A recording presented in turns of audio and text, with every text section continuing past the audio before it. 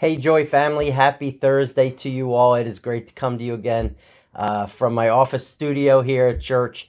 But before we get into our miracle for today, we've been talking about some of my favorite miracles of Jesus. I just wanted to give you a couple reminders coming up this week. First of all, tonight our Ladies Connection, our Ladies Fellowship and Connection will be meeting at 7 o'clock down the hill in the Haddon Heights Park at the Dell. So all ladies are invited to that. They have a great time. They fellowship together. They great chance to meet new people, but also they pray together and just encourage each other. So it's a great time. Also, we talked about our Seeds of Hope project where we're making lunches for the homeless, 125 sandwiches we're making. We put all the information to sign up and everything online so that you can sign up to bring something, or if you'd like to come on Friday the 24th, I believe, to help pack these lunches, these bag lunches. So you can find the sign-up sheet either by going to our website, and on the front page you'll see something about Seeds of Hope, and there'll be a link to hit, or on our Facebook page. And then later on today or tomorrow, I'll be sending out our weekly email, and it'll have the link in it as well. But that way you can sign up for something, know that we're not bringing too much of one thing, like 27 people are bringing mustard or something like that. But we can make sure that we're getting everything we need, and everybody has a chance to be involved in this incredible outreach that we have through Seeds of Hope. Now, this Sunday, we'll be looking at the rest of chapter 14 of Romans and into chapter 15 as Paul continues to show what the gospel looks like unleashed through us or into our world. And just some really neat practical application for how we live not only together as followers of Jesus, but also in our world as we bear witness to all that Jesus is. But this morning, we have another miracle of Jesus. And we've been talking about not all the miracles of Jesus. Jesus did many miracles, but some of my favorites. And some of my favorites are where he heals blind men. And on Tuesday, we looked at Jesus healing a blind man, where he did it in stages, if you remember. And in two different stages. Today we look at another story of a blind man, and this blind man had been blind since birth. And through this miracle, obviously we see the power of God through Jesus, but we also learn something about Jesus. And all of the miracles of Jesus, they're not just these sideshow acts or things to draw crowds or show God's power, but also they reveal who Jesus is for us. So let's look at this miracle. This miracle is actually found in John's Gospel in chapter 9. And what had been happening in John's Gospel is Jesus has been, as he's been ministering, has been coming face to face with a lot of the religious elitists, particularly the Pharisees, and they haven't liked him too much. They've been trying to pick him apart, and he's been kind of hitting them head on. And so we have this incident of healing this blind man. So we're going to read a little bit of it and tell a little of the story. It's the whole chapter of John 9, so we're not going to read the whole thing, but I'll tell you what happens after kind of the beginning and the initial healing. It says, as Jesus passed by, he saw a man blind from birth, and his disciples asked him, Rabbi, who sinned, this man or his parents, that he was born blind? You see, sometimes people thought that if something was wrong with you, you've sinned, you've done something. We see that all the way back in Job, where all of Job's troubles he had, people said, what have you done to God that God should punish you? So sometimes maladies and things like this were seen as God's punishment. So the disciples are asking Jesus this. And in verse 3, it says, Jesus answered, it was not that this man sinned or his parents, but here's the reason why this blind man, blind since birth, is here. He says, but that the works of God might be displayed in him. We must work the works of him who sent me while it's day. Night is coming when no one can work.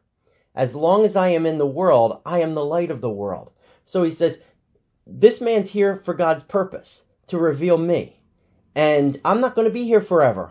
Remember, he's getting ready. He came to go to the cross for us. So he says, so while it's day, while I can still do these things, while people still need to see me, I'm going to do these things.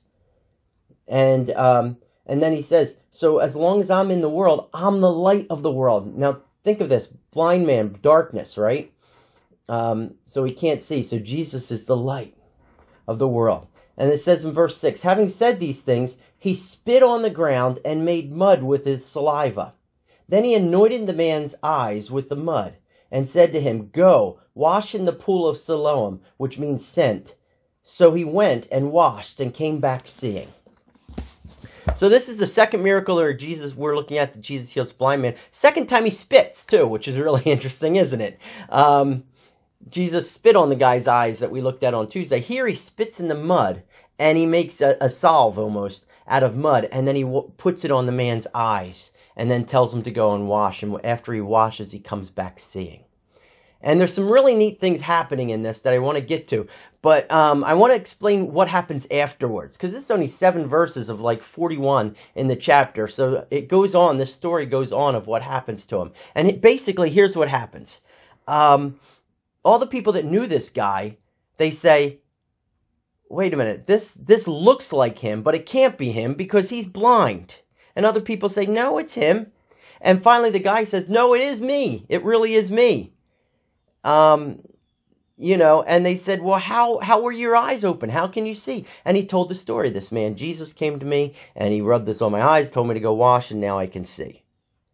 And he says, but I don't know where he is right now. So what happens after this, though, then is that these people then are just like, wow, this is amazing. And they bring him to the Pharisees, these religious leaders, and say, look at this amazing miracle. And the Pharisees, instead of being excited about it, they start questioning him. They start blaming him. And they say, well, who is it that gave you your sight? And he told the story again about how this man named Jesus came and did this, and he washed, and then he could see.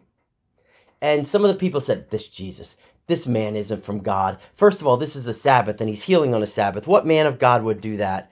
And but others said, well, if he's not a man of God, then he's a sinner. And how can a sinner do such great acts? And then other people said, so they asked the blind man, and he says, well, maybe he's a prophet.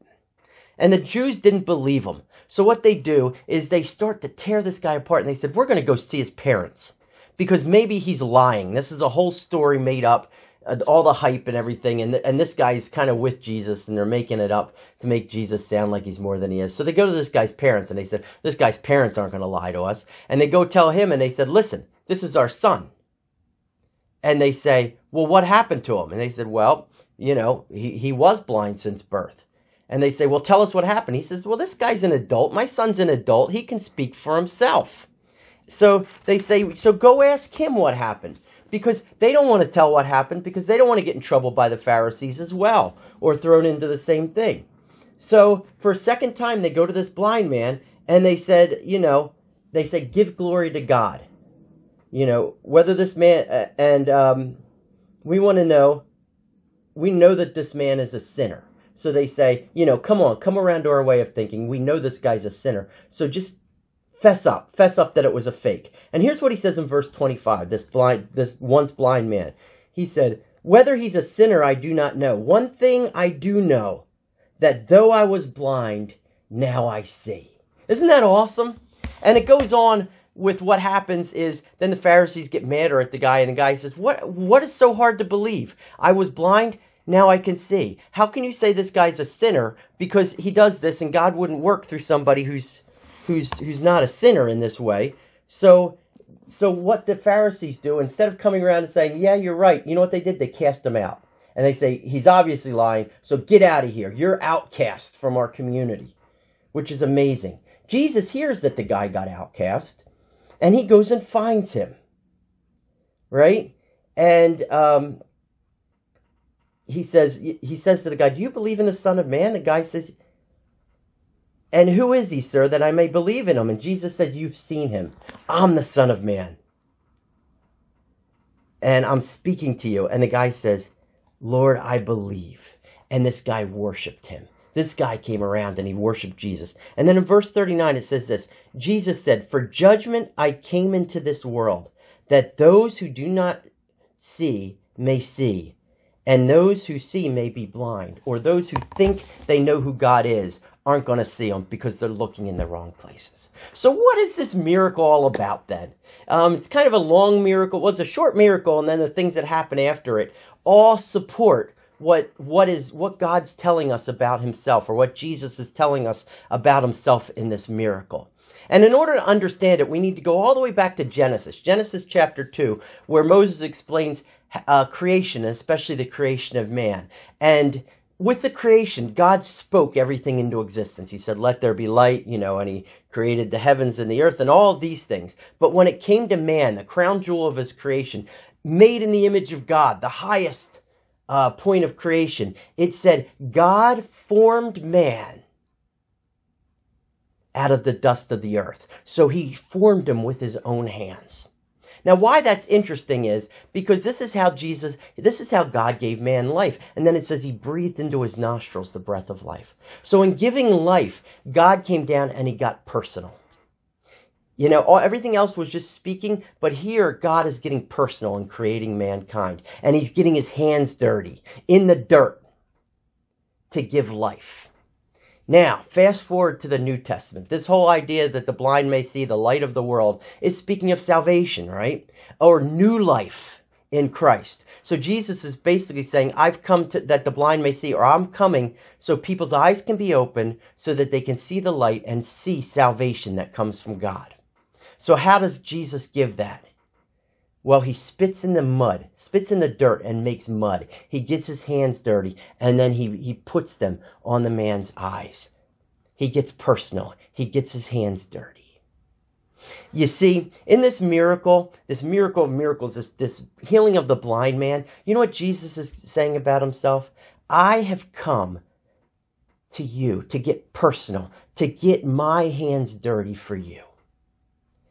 You see, and one of the reasons why religious elite and people that say they're religious or don't know Jesus, why they miss it is because they say salvation is up to us, what we do. We have to make ourselves clean for God. So, of course, why would anybody want to get dirty or mix it up with that kind of thing when our idea is to get up to God or raise myself up to God? And they miss it. They miss that God came to us in Jesus. You see, Philippians talks all about that Jesus humbled himself, and came to earth to be a man. Okay? And why did he come to earth? To give his life for us. Nothing gets more dirty and more personal than that. Jesus shed his own blood for us. And so what this miracle is teaching us and telling us and reminding us is that salvation and a relationship with him is his work. He gives us life. We don't earn it. We don't deserve it. But God himself comes and gets his hands dirty to give us life. Just as he gave Adam life, Jesus came to give us new life so that we can say, just as this blind man, all I know, I don't know much, but all I know is once I was blind, but now I see. And it was Jesus who did it. So that's your encouragement for today, is to worship Jesus. Worship Jesus, for he came to us. And that should let us live in such freedom and such excitement and joy unleashed in our life because of the work of Jesus. So have a great day. Be encouraged in this, that Jesus gets his hands dirty for us. And have a great rest of the week. And we'll be coming to you again on Sunday, both in person or via our live stream. See you later, Joy.